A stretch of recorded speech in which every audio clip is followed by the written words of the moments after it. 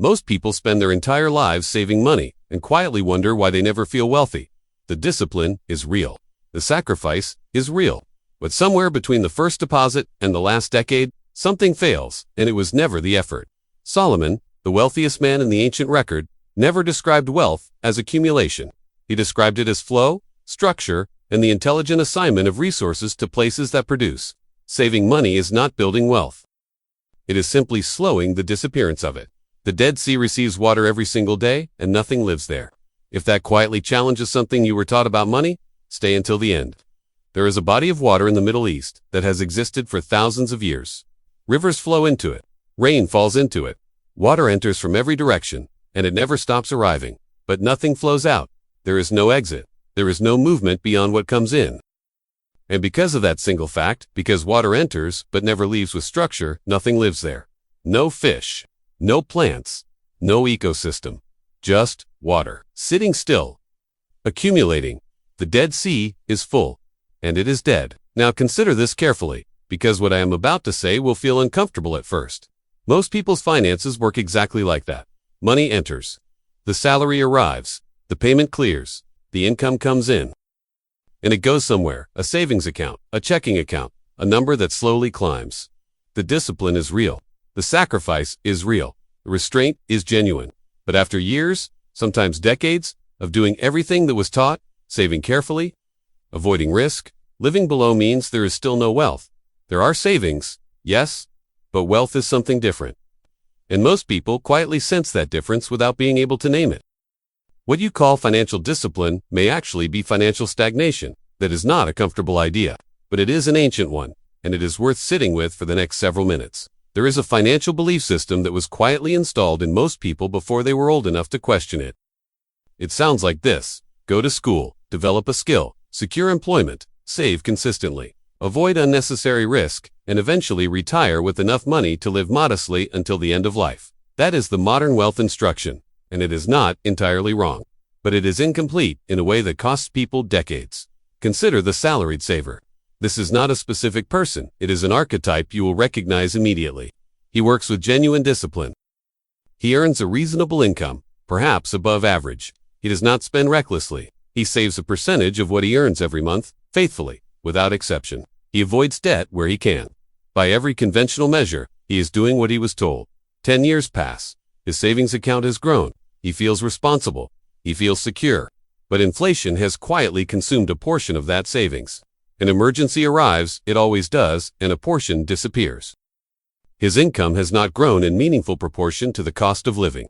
And the savings, while still present, have not transformed into anything. They are not producing. They are not compounding in any structure that creates independence. They are simply sitting there. He is financially responsible. He is not financially powerful. The illusion is not that saving is harmful. The illusion is that saving alone is sufficient. He was never sufficient. Not in the ancient world, and not in this one. Thousands of years ago, in the ancient Hebrew tradition, there existed a body of wisdom literature that spoke about money, resources, and wealth in a way that has never been surpassed in its clarity. The writer of Proverbs understood something about wealth that most modern financial systems have obscured. Proverbs 11:24 reads, "One person gives freely, yet gains even more. Another withholds unduly, but comes to poverty." Read that slowly. One gives freely and gains more. Another withholds, meaning holds tightly, saves, hoards, and comes toward poverty. This was not a spiritual exaggeration. This was an economic observation from a civilization that built generational wealth through land, livestock, trade routes, family enterprises, and carefully allocated resources. Ancient Hebrew wealth was not built on accumulation. It was built on flow, on structure, on the intelligent assignment of resources to productive uses. Wealth moved in that world. It moved through fields and harvests, through flocks and trade, through tools that produced more tools and skills passed through families across generations. Money and resources always had assignments. They were never left simply to sit. The ancient wealthy did not ask, "How much can I save?" They asked, "Where must this resource be directed next?" That is a different question entirely, and it produces a different life entirely. Here is the assumption that must be broken clearly, because it is the central confusion that keeps capable people financially static. Saving money is not wealth building. Saving money is wealth preservation, and only after wealth already exists to be preserved. When a person with no significant assets saves money, they are not building wealth. They are storing earning power in a form that slowly loses value over time. They are keeping money safe from risk. Yes. But safety from risk is not the same as growth. Safety is the floor, not the ceiling. Wealth building is something specific. It is the structured movement of resources into positions that produce more resources, assets that generate income, skills that increase earning capacity, systems that work independently of direct labor. This is what ancient wealth builders understood intuitively, and it is what most modern savers have never been taught. Compare to people. The first saves everything he earns beyond his living expenses. He accumulates a growing balance. He feels secure, and that feeling of security is real, but it is a narrow kind of security, the security of money that sits still. After 15 years, he has savings. He has no assets. He has no systems generating income. He is completely dependent on his continued employment. If that employment stops, the savings begin to drain, and there is nothing beneath them. The second A. Before she spends anything, she divides her income into structured categories with specific purposes. A portion to a reserve fund, money held specifically to respond to opportunity and emergency without panic. A portion to an asset fund, money directed toward things that will produce more money over time. A portion to skill development, investment in the capacity to earn at higher levels. And then, after allocation, she spends what remains on living expenses. After 15 years, the second person has fewer savings in the conventional sense, but she has assets generating income. She has skills commanding higher rates. She has a reserve that has allowed her to act when others could only watch. She has structure. Structure is the difference. Not income, not intelligence, not effort. Structure. This brings us to the mechanism at the center of everything that follows. It can be stated simply. Ancient wealth was never built through accumulation. It was built through allocation, the structured, disciplined, intentional movement of money into defined destinations before spending occurs. Call it what it is. The Dead Sea Allocation Law. Money that only accumulates without structured movement becomes stagnant capital. It is present. It is visible. It may even feel like safety, but it is not producing. It is not growing in any real sense. And over time, inflation, emergency, and opportunity costs quietly drain its power. The four destinations of structured allocation are straightforward, and they have existed in various forms across every ancient wealth system worth studying. The first is reserves, money held deliberately, not for spending, but for positioning. This is the capital that allows a person to act when an opportunity arrives. To absorb a crisis without debt, to make decisions from strength rather than fear. Reserved capital is not idle capital. It is waiting capital. Its purpose is readiness. The second is assets, things that produce income, value, or resources independently of continuous direct labor. Land, tools of trade, investments, businesses. These are the structures ancient wealth builders accumulated not for the pleasure of ownership but for the productivity they generated. The third is skills, the internal capacity to produce at higher and higher levels over time. Ancient tradesmen and merchants understood that a person who continuously develops their craft increases their earning potential year after year. Skill is an asset that cannot be taken in an economic crisis. It is always productive because it travels with the person who carries it. The fourth is systems, the arrangements, relationships, and structures that allow wealth to move and grow without requiring constant personal effort. This is the most advanced layer, and it is the destination that separates individual earners from generational wealth builders. These four destinations receive money first. Living expenses receive what remains. Most people reverse this entirely. They earn, they spend, and they save whatever survives. The allocator earns, allocates, and lives within what allocation permits. This reversal is the entire code. There is an identity difference here that matters more than the financial mechanics. The saver seeks security. The allocator seeks control. These are not the same orientation toward money, and they do not produce the same life. The saver's deepest financial desire is safety, to have enough that nothing threatens the stability of what has been accumulated. This is a defensive posture. It protects against loss, but it does not position for gain. The allocator's deepest financial orientation is control to direct where money goes, to position resources deliberately, to build a structure that behaves predictably and grows systematically over time.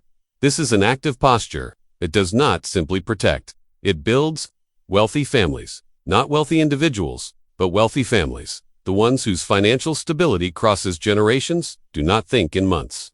They do not measure success in annual savings rates. They think in decades, sometimes in generations. They ask not what this money will do for them this year, but what structure this money will build over the next 15 to 20 years. This is not natural thinking in a culture that measures financial success by visible consumption and quarterly account balances. But it is the thinking that has quietly built durable wealth across centuries and civilizations. The viewer who reaches this point in the understanding has arrived at a significant realization. They have not been building wealth, they have been storing money. These are not the same activity, they do not produce the same result. And beneath the mechanism, beneath the four allocations, beneath the law, beneath the identity difference between saver and allocator, there is a deeper structural layer that most people never discover. Because it requires a kind of discipline that the modern financial system was never designed to teach. That layer explains why two people with identical incomes and identical allocation percentages can produce entirely different levels of wealth over time. It explains why the system compounds or why it quietly collapses. And that is where the second part of this begins. Two people, same income, same allocation percentages, same for destinations receiving money every month without exception.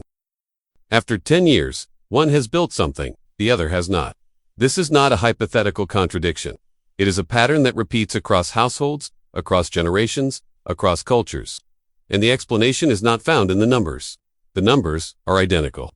The explanation is found in something beneath the numbers, a behavioral layer that determines whether the structure holds or silently dissolves over time. The deeper structural layer is this: reserved capital creates opportunity power, but only for the person who has developed the discipline to leave it untouched. Most people can allocate. The spreadsheet is not complicated. The categories are not difficult to define. What is difficult, genuinely difficult, in a way that separates those who build wealth from those who only understand wealth in theory, is the sustained, repeated, sometimes uncomfortable decision to not use the reserved capital for anything other than its designated purpose. The ancient merchant who held grain in reserve did not hold it because he lacked ambition. He held it because he understood that the moment of greatest opportunity is rarely the moment you expect. And when that moment arrived, a drought, a trade opening, a land purchase made available at a fraction of its value, the merchant with reserves acted. The merchant without reserves watched. Reserved capital is not savings in the modern sense. Savings, as most people practice them, are accessible and available for any sufficiently compelling reason. A vacation becomes a reason. A lifestyle upgrade becomes a reason. A temporary financial pressure becomes a reason. And slowly, the savings are spent and the account refills. And the cycle repeats without ever building anything beneath it. Reserved capital has a different identity. It is designated, it is assigned. It does not respond to temptation or temporary pressure because it was never available for those purposes. It was assigned to readiness, and readiness has only one legitimate trigger: the arrival of a genuine opportunity or a genuine crisis that cannot be absorbed any other way. This distinction is behavioral before it is financial, and this is precisely why the mechanism cannot be separated from the identity of the person practicing it.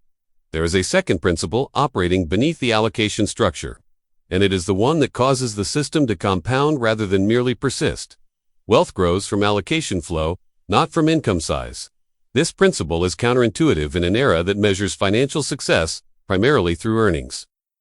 The culture around money is largely a culture of income: how much a person earns, what salary they command, what their annual revenue reaches. Income is visible and legible. It can be stated in a single number. It feels like the primary variable. It is not the primary variable. A person earning a modest income who allocates with discipline and consistency for 20 years will, in nearly every case, build more durable and functional wealth than a person earning 3 times that income who spends without structure. This is not an inspiring slogan. It is an arithmetic reality. Here is why the system compounds. Allocation directs money into assets. Assets generate income, rent returns, revenue, production. That additional income enters the same allocation structure. A portion goes to reserves. A portion increases the asset base. A portion develops skill further. The system feeds itself.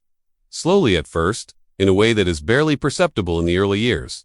Then more noticeably. Then, in the later years of a disciplined practice, in a way that begins to feel almost automatic. This is the compounding that ancient wisdom literature understood when it described the increase of those who give and direct freely. It was never about generosity as sentimentality. It was about the functional reality that money in structured motion generates more than money sitting still. The impatient saver waits for income to increase before beginning to allocate. He tells himself that his income is not yet large enough to divide. He tells himself that, once he earns more, the structure will begin. But the structure does not depend on income size. It depends on the ratio, and the ratio can be practiced on any income at any level. The discipline of allocating 30% of a modest income builds the behavioral identity that will later allocate 30% of a significant income. The identity is formed at the small scale. It does not appear fully formed at the large scale. This is why wealthy families often appear conservative even when their resources are substantial.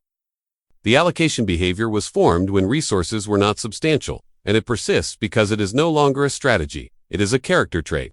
It is simply how they relate to money. Hustle culture offers a different proposal. Work more hours, generate more income, and eventually the income will be large enough to create the life that is desired. The promise is that effort is the primary lever of wealth. It is not. Effort determines income. Structure determines wealth. These are related but not identical. A person can maximize effort and generate significant income for 20 years and arrive at the end of those 20 years entirely dependent on the continuation of that effort. The moment the effort stops, injury, burnout, market shift, age, the income stops, and there is nothing beneath it. This is not a failure of effort. It is a failure of structure. The ancient understanding of wealth was never centered on labor output. Labor was one input among several. The merchant did not work longer hours. He built better trade systems. The landowner did not plow more fields himself. He acquired more productive land and directed its use. The skilled craftsman did not simply work more. He developed the skill that commanded premium value and trained others to extend his capacity. Work without allocation is a treadmill. It requires continuous motion to stay in place. Allocation without work is insufficient, especially in the early years. But work directed by allocation income that immediately enters a structured flow before spending occurs. This is a combination that builds something durable over time. The goal is not to earn more. The goal is to build a structure that eventually earns on its own. And that structure is built gradually, quietly, and without the fanfare that hustle culture requires. This is a point in the understanding where the shift becomes psychological rather than mechanical. The financial mechanics are not complex. The allocation categories are clear. Their principles are straightforward. What is complex is the identity transformation required to practice them consistently across years and decades without the external validation that modern culture provides for visible consumption and visible success. Wealthy families often appear unremarkable. This is not accidental. It is the natural result of a value system that measures success internally in the growth of assets, in the strength of reserve, in the capacity to act when opportunity arrives, rather than externally in visible lifestyle signals. Income is loud. Wealth is silent. The person who announces their earnings and displays their possessions is communicating income. The person who speaks little about money, lives moderately relative to their means, and quietly accumulates structural power over years. That person is communicating wealth through their behavior, not their words. This behavioral silence is itself a form of discipline. It removes the social pressure to spend in proportion to earning. It protects the allocation structure from lifestyle inflation. And it creates a psychological environment in which long-term thinking is possible, because the person is not continuously measuring their financial identity against external social comparison. The psychological rewire required here is not difficult to describe, but requires consistent practice to embody. Stop asking, "How much can I save this month?" Start asking, "Where must this money be assigned before I spend anything?" Stop measuring wealth by the size of a savings balance. Start measuring wealth by the number of assets producing income, the depth of reserve capital available for opportunity, and the sophistication of the systems operating independently. Stop thinking in months. Start thinking in decades. These are not motivational reframings. They are structural realizations. They change the questions being asked, and changed questions produce changed decisions, and changed decisions compound over time into a fundamentally different financial reality. The daily ritual that makes this concrete is simple enough to begin immediately and significant enough to change everything if practiced without exception. When money enters salary, payment, any income of any form, allocate before anything else happens, before the expense is paid, before the desire is considered, before the plan is made. The moment money arrives, it enters the structure. Each category receives its designated portion immediately, not from what remains after spending, but from the total before spending begins. This ritual is not glamorous. It does not feel like a breakthrough in the moment of practice. It feels administrative. It feels like a small, slightly tedious discipline that a person with more important things to think about should be able to skip occasionally. This is precisely what makes it powerful. It is the kind of discipline that separates not by intensity but by consistency. Anyone can allocate once with enthusiasm. The person who allocates every single time, without exception, across years and decades, builds something that cannot be built any other way. Proverbs understood this. The ancient texts that speak about money consistently emphasized faithfulness in small things as the foundation of capacity in large things. The structure is not built in grand moments of financial decision. It is built in the repeated, quiet, unglamorous practice of assigning money correctly before anything else happens. One caution deserves to be stated clearly. Because impatience is the most common failure point in a long-term allocation practice, the structure does not produce dramatic results in the first year, sometimes not in the first 3 years. The early period of building is the period that tests whether the identity has genuinely shifted or whether the allocation practice is simply a strategy being tried temporarily. Strategies are abandoned when they feel slow. Identity is maintained because it is simply how a person operates. If the practice is maintained as a strategy, it will be abandoned. If it is maintained as identity, if the allocator genuinely thinks of themselves as someone who directs money rather than someone who saves money, it will persist through the slow years and arrive at the compounding years intact. The slow years are not a sign that the structure is failing. They are the foundation being laid. There is a reflection worth closing with. The Dead Sea receives water every day. It has received water for thousands of years. It is full. And it is one of the most inhospitable places on earth for any living thing. Not because of what it lacks, but because of what it never releases with purpose. The water enters and stagnates, and stagnation, regardless of how much accumulates, does not sustain life. Many people arrive at the middle of their lives with full savings accounts and empty financial futures. The money was real. The discipline was real. But discipline without structure is simply restrained spending. It is not wealth. Money that sits still, slowly, loses power. Inflation takes a portion. Emergencies take a portion. Time itself takes a portion, in the form of every opportunity that passed untaken because there was no structure to act from. But money that moves with discipline assigned to reserves, directed toward assets, invested in skills, placed into systems does not disappear quietly. It builds, it compounds. It creates a structure that outlasts the effort that built it. This is what ancient wealth builders understood. This is what wealthy families practice quietly across generations. This is what the allocation law produces when practiced faithfully across time. Wealth is not a number. It is a structure. Wealth is not accumulated. It is built, layer by layer, allocation by allocation, through decades of disciplined, silent, structural thinking. The Dead Sea is full, and nothing lives there. Build differently. Money without assignment disappears. Structure what enters, and you control what grows. The Dead Sea Allocation Law: allocate before you spend, always.